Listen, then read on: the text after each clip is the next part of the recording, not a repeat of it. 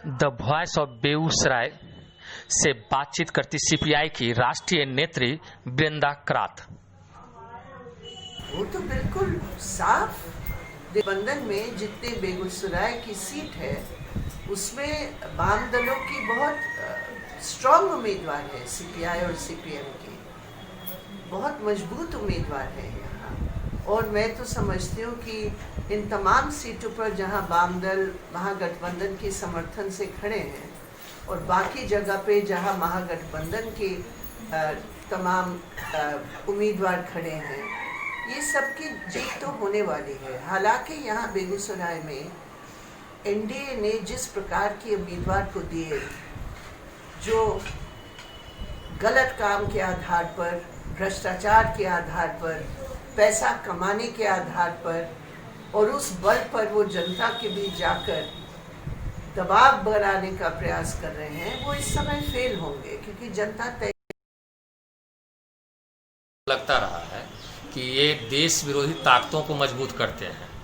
देखिए, हमारे सामने देशद्रोही आज मुख्य ताकत, खेद की बात है कि मुझे ये कहना पड़ रहा है, लेकिन जो केंद्र की सरकार में बैठे हैं, जो इस पूरे देश को विघटन करने की राजनीति चला रहे हैं, जो मजदूरों के ऊपर, किसानों के ऊपर सबसे बर्बर आर्थिक नीतियों के द्वारा अत्याचार चला रहे हैं, ये देश को क्या बनाने वाली शक्ति है या देश को कमजोर करने वाली शक्ति? तो हम उनके खिलाफ जरूर हैं, और क्योंकि हम उस बीजेपी और आरएसएस की नीतियों के खिलाफ है, एनडीए के खिलाफ है, हम देशद्रोह। अब आप बताइए, एनडीए के कितने घटक छोड़ के चले गए?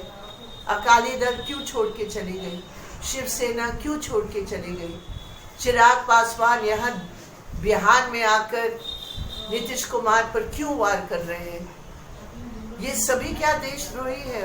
प्रधानमंत्री को बोलना चाहिए। घटना पर आपका क्या कहना है? पहली बात यह है कि हमने कल ही डिमांड कर ली थी कि इसकी न्यायिक जांच एक हाईकोर्ट जज की मॉनिटरिंग में और उसकी नेतृत्व में होना चाहिए। लेकिन जो हैरानी की बात है, मोदी जी आए, दरभंगा में गए, सीता मैया की याद की, लेकिन कल जो घटना घटी,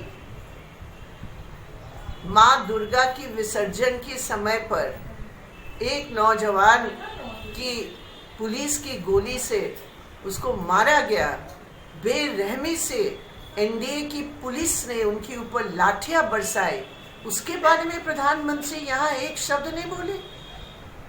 क्यों नहीं बोले प्रधानमंत्री? वो राम मंदिर की बात पर व्यस्त थे। बिहार की जनता के सामने जो परेशानियां हैं उसके बारे में कोई शब्द नहीं बोले, और जो लाठियां बरसाए, गोलियां बरसाए मुंगेर में, उसके बारे में प्रधानमंत्री के दिल में कोई दर्द नहीं है। तो ये उनकी जो दोहरी नीति है, जब मर्जी धर्म को इस्तेमाल करो जनता को भ्रमित करने की, जब मर्जी जाति को इस्तेमाल करो, जब मर्जी अपने काला धन को इस्तेमाल करो। ये प्रधानमंत्री का 3 सूत्रीय कार्यक्रम है जो बिहार की जनता नकार रही है और उनको ही कराए हैं। लेकिन देश है। अच्छा, धारा 370 को हटाना तो क्या सही करेंगे? इसके बाद में तो बिहार की बात कराए हैं, लेकिन देश है। अच्छा, धारा 370 को हटाना तो क्या सही करेंगे? इसके बाद में तो बिहार